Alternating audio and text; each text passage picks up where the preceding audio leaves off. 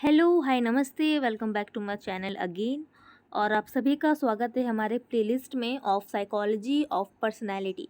ठीक है, day by day continuously हम वीडियोस ला रहे हैं, सारी साइकोलॉजिकल जो भी पर्सनैलिटी की थ्योरीज हैं हम उसको कवर कर रहे हैं।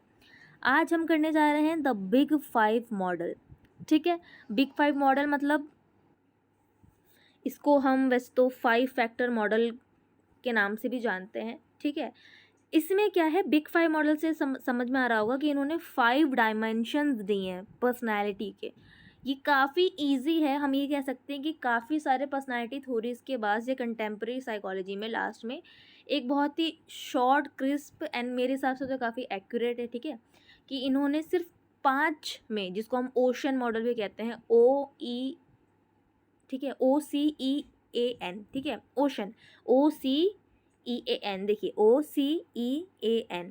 अब इसका फुल फॉर्म है इसका ओपननेस, ठीक है, कंसाइटियसनेस, एक्सट्रावर्जन, एग्रीबलनेस एंड न्यूरोटिसिज्म, मतलब इमोशनल स्टेबिलिटी। ठीक है, तो हम एक एक करके डिस्कस करते हैं कि एक इंसान अगर ओपननेस टू एक्सपीरियंस रखेगा, अगर उसमें ओ कंपोनेंट है, ठीक है, हम कह सकते हैं डायमेंशन कहते हैं। अगर किसी में सी वाला कंपोनेंट है तो वो पर्सन कैसा होगा, उसकी पर्सनालिटी कैसी होगी। किसी में अगर ई वाला कंपोनेंट है, मतलब एक्स्ट्रावर्जन है, मतलब वो एक्सट्रोवर्ट है, तो उसमें क्या क्या क्वालिटीज़ होंगी, उसकी पर्सनालिटी कैसी होगी। ठीक है, तो आप भी केयरफुली सुनिए और बताइए। ठीक है, कमेंट करके बताइएगा कि आपका इसमें से कौन कौन सा मैच हो रहा है, या आपकी पर्सनालिटी कौन सी टाइप की, कौन सी डायमेंशन की। ठीक है, तो चलिए without any further delay start करते हैं। The Big Five model, also known as the Five Factor Model (FFM), is a widely accepted framework in the psychology that describes how human personality based on these 5 broad dimensions. Here are some details of the each dimension. चलिए देखते हैं। Ocean, O, ठीक है, O for openness to experience. This dimension reflects that extent to which people is curious, imaginative and open minded. ठीक है, simple सी बात है, अगर किसी पर्सन में ओपननेस होगी तो अगर उसके सामने क्रिटिसिज्म आ रहा है, ठीक है, या कोई न्यू एक्सपीरियंस आ रहा है, या कोई नई बात कह रहा है, या कोई नया थॉट आ रहा है, तो वो उसको एक्सेप्ट करेगा। ठीक है, एक्सेप्टेंस रखेगा कि हाँ, मतलब वो ओपन माइंडेड है, वो अलाउ कर रहा है चीज़ों को अपने अंदर आने का, वो क्यूरियस है जानने को, वो इमेजिनेटिव है। ठीक है, जो लोग हाईली, मतलब हम कह सकते हैं जो लोग हाईली स्कोर करते हैं। अच्छा, इसका ना मैं डिस्क्रिप्शन में लिंक दे दूँगी अगर आपको खुद का टेस्ट देना है। ठीक है, कुछ क्वेश्चंस होंगे, आपको बस वो टेस्ट देना है, लास्ट में आपका पूरा ग्राफ बन के आ जाएगा। ठीक है, कि आप में OCEAN कितना कितना क्या है और आपकी पर्सनालिटी क्या है। ठीक है, और अगर आपको खुद से समझ में आ रहा है तो नीचे आप कमेंट करके मुझे बता सकते हो और सबको बता सकते हैं। ठीक है, जिसका इसमें हाई स्कोर आएगा वो हाईली क्रिएटिव होगा, एडवेंचरस होगा। ठीक है, क्योंकि वो न्यू थिंग्स लाना चाह रहा है, एक्सपीरियंस करना चाह रहा है। और जो ओपननेस में कम लो स्कोर करेगा ना, ठीक है, लो स्कोर करेगा, वो काफ़ी ट्रेडिशनल, थोड़ा रूटीन्ड पर्सन होगा। ठीक है, उसको चेंज नहीं पसंद होगा। ओपननेस वाला इंसान को चेंज पसंद होगा क्योंकि वो न्यू चीज़ को के लिए ओपन है, एक्सेप्ट कर रहा है। ठीक है, दूसरा इसका डायमेंशन है कंसाइटियसनेस। ठीक है, कंसाइटियसनेस की अगर हम बात करें तो ऐसे पर्सन काफ़ी रिस्पॉन्सिबल होते हैं, इसको हम अवेयर्ड भी कह सकते हैं, काफ़ी ज़्यादा जो सेल्फ अवेयर हों अपने बारे में, वेल ऑर्गेनाइज्ड होते हैं, रिस्पॉन्सिबल होते हैं और डिपेंडेबल होते हैं। ठीक है, ये लोग डिलीजेंट होते हैं। ठीक है, हाईली एम्बिशियस हम कह सकते होते हैं। ठीक है, गोल ओरिएंटेड होते हैं, रिलायबल होते हैं एंड मेथडिकल होते हैं। मतलब इनको अगर कोई काम करना है तो भाई ये सलीके से करेंगे, सोच समझ के करेंगे कि मुझे क्या करना है, कैसे करना है, और मुझे कहाँ तक जाना है और कैसे कैसे उसका पाथ है। ठीक है, सब कुछ। ठीक है, लेकिन वहीं अगर ये डायमेंशन किसी पर्सन में कम है तो वो हमेशा प्रोक्रास्टिनेशन करेगा। ठीक है, ऑर्गेनाइज ढंग से नहीं रहेगा क्योंकि उसमें इस चीज़ की कमी है। ठीक है, अच्छा, इस चीज़ को हम बढ़ा कैसे सकते हैं? आगे मैं जितनी भी चीज़ें बता रही हूँ, अगर अगर आप उसमें हाई हो तो अच्छी बात है। अगर लो हो और आपको रेमेडी चाहिए, ठीक है, आपको मेथड सॉल्यूशन चाहिए, तो आप प्लीज़ कमेंट सेक्शन में लिख दीजिए, मैं ज़रूर से रिप्लाई करूँगी। ठीक है, थर्ड डायमेंशन है हमारा एक्स्ट्रावर्जन। सीधी सी बात है, 2 टाइप के लोग होते हैं। ठीक है, हमने देखा ही है, कार्ल जंग ने भी बात की ही है। ठीक है, एक्स्ट्रावर्जन मतलब एक्सट्रोवर्ट। ये लोग हाईली सोशेबल होते हैं, असर्टिव होते हैं।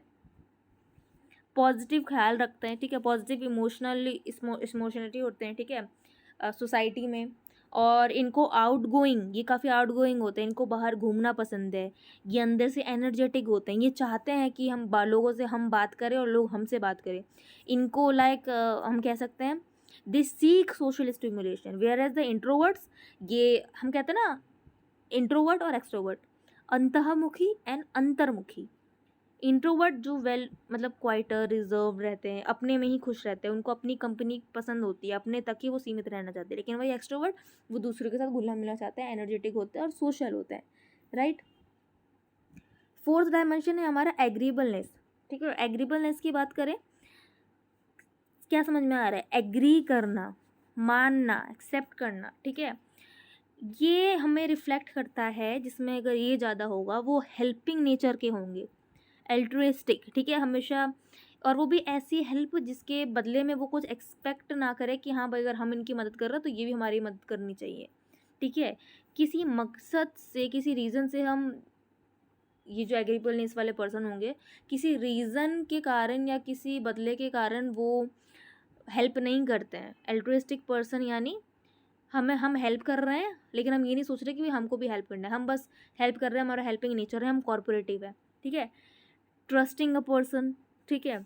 एम्पैथेटिक होते हैं, दयालु होते हैं, कंपैशनेट, प्रायोरिटाइज हार्मोनियस रिलेशनशिप, इनको हर जगह औरों के साथ और खुद के साथ एक मीठा व्यवहार रहना ज़रूरी है, ठीक है, रखते हैं, या अच्छा बिहेव करते हैं, अच्छे रिलेशंस होते हैं, रिश्ते अच्छे होते हैं। लेकिन वहीं अगर कोई इंसान इसमें कम होगा तो वो हमेशा शक करेगा, डाउट करेगा, खुद के ऊपर भी दूसरों के ऊपर भी, हेल्प नहीं करेगा कि मैंने इसकी हेल्प कर दी और ये मेरे से आगे निकल गया तो, या मैंने एग्ज़ाम में इसके एग्ज़ाम टाइम में मैंने अगर इसको नोट्स दे दिए या मैंने इसको कुछ डाउट क्लियर कर दिया तो कंपटीशन बढ़ जाएगा, ये मेरे से आगे चला गया तो, ये हो गया तो, ठीक है। पांचवा है हमारा इमोशनल स्टेबिलिटी यानी न्यूरोटिसिज्म, ठीक है। अब देखिए औरों में आपका हाई आए तो ठीक है, ठीक है, लेकिन इसमें अगर हाई आए तो थोड़ी दिक्कत की बात है। क्यों? क्योंकि ये दोनों तरीके से हम कह सकते हैं, पॉजिटिव भी हो सकता है, नेगेटिव भी हो सकता है। कैसे?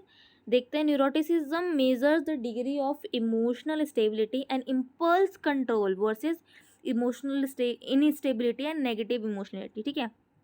अब देखिए यहीं एक पतली सी लकीर है।